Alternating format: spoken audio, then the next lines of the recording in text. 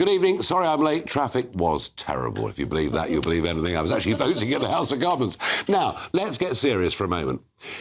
Yesterday, the Home Secretary, Yvette Cooper, was really going for the Tories, saying 906,000 net in 2023 was shameful. And I'm not sure the Conservative Party had much of an answer to it. But I had looked at something else, and that was the asylum numbers and by what route they'd entered the UK.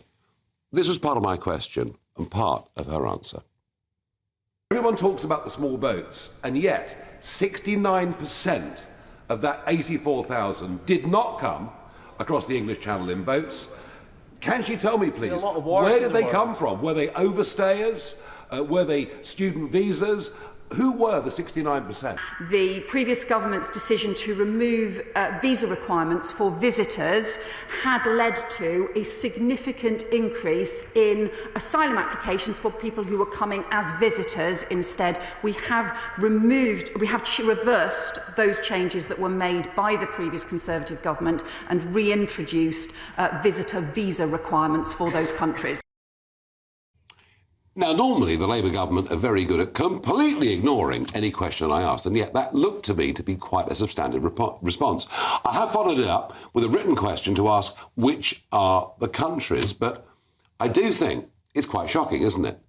We think about the small boats, the tens of thousands of young men every year crossing the Channel, but 69% did not come by that route. I used to have to use the razor that my ex-girlfriend used to shave her legs. It scratched me and it made me feel weird. But fear not, because Manscaped is back with a game changer. This isn't just any old shaver. We're talking about the Chairman Pro Electric Foil Shaver with two interchangeable skin-safe blade heads. One for that baby smooth look and another when you want to keep it a bit rugged. Get this, it's waterproof. You can use it in the shower, by the pool, or even while scuba diving if that's your thing. This beauty runs for 75 minutes on a single charge. That's enough time to shave your face, your mate's face, and still have juice left over for touch-ups. You'll also get their Power Shave Gel for a proper wet shave experience, and a face shave soother to keep your mug looking fresh and irritation-free. It's like having a barber in your bathroom, minus the awkward small talk. Click the link in the description and use the code GBN for a whopping 20% off and free shipping with the code GBN at manscaped.com. Join the 11 million blokes worldwide who trust Manscaped. Your face will thank you, and so will your wallet.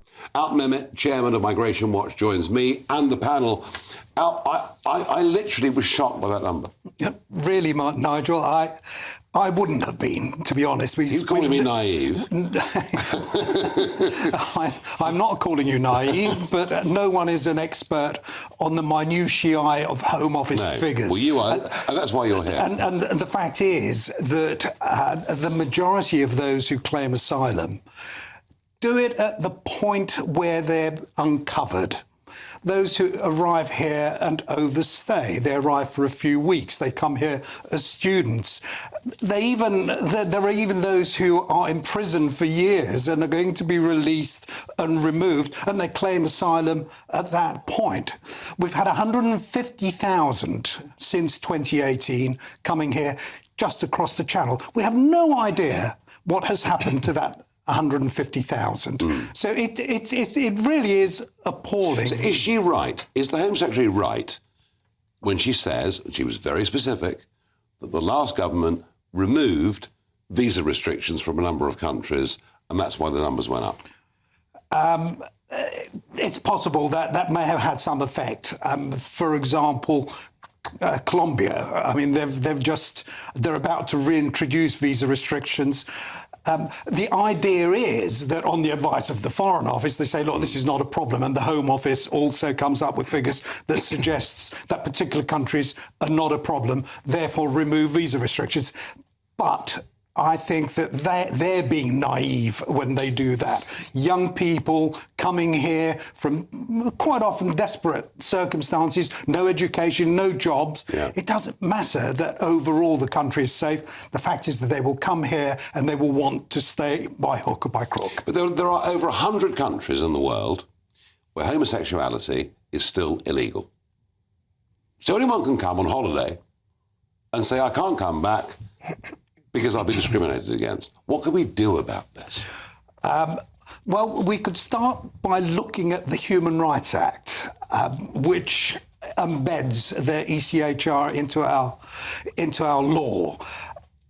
That needs serious revision. The Human Rights Act, frankly, if you've got someone coming here who is destitute, then by law you've got to provide accommodation for them.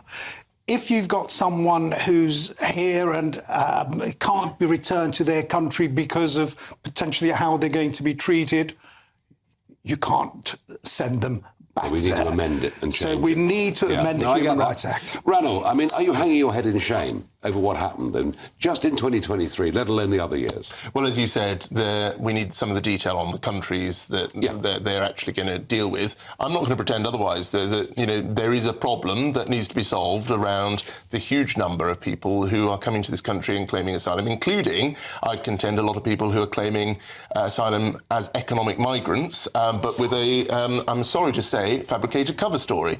That gets in the way of a load of people who might well need our help. And this country's always been a country that has wanted to provide help to those in need. And, the conventions that we've signed in the past say that those people who fear and have a genuine fear for their lives or to have all of their rights deprived permanently, those are the categories of people who should be supported. So we need to tighten up our own interpretation of the Geneva Convention. You had 14 years to do this.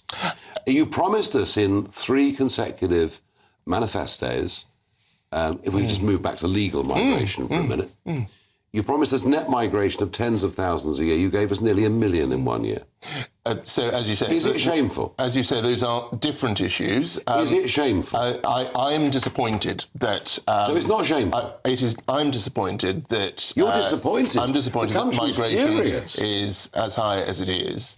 But I'd say that actually the illegal migration, which is what you were talking about, and the asylum claims, which is what you were talking about in the House of Commons, those are the things that we've been trying to focus on, and Labour has scrapped the proposals we had. The Rwanda scheme... that went well, didn't it? Come on, for goodness. You're having a laugh. Hang on. The Rwanda scheme, even you can't keep a straight face. We've got it lined up, and Labour have scrapped it. And what are other countries in Europe doing? Do you know what? They're adopting exactly that. Do you know what? The idea the planes were going off in July, if the planes were leaving in July, he would not have called an election. Joe, from the Liberal Democrats, centre-left of politics, human rights, international law, these have always been fundamental things. Yes, absolutely. Part of your belief system.